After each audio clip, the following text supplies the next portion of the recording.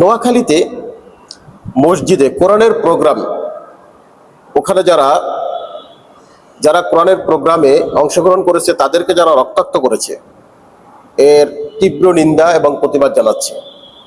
এই প্র্যাকটিস তো ছাত্রলীগ করতো, এই প্র্যাকটিস তো আওয়ামী লীগ করতো। এখন এই প্র্যাকটিসগুলো কারা করছে?